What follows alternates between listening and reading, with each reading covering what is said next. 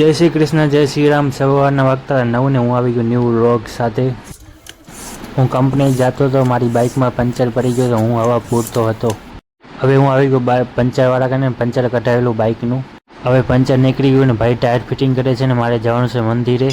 હું આવી ગયો મંદિરે ને મંદિરે દર્શન કરેલું મહાદેવના, અને અત્યારે નંદી ભગવાન ને કાચબાના દર્શન કરેલું, સામે શિવલિંગના દર્શન કરી લઉં. હવે હું આવી ગયો મારી કંપનીને ટિફિન દઈ દઉં કાકાનું ટિફિન લઈને આવી ગયો તો હું.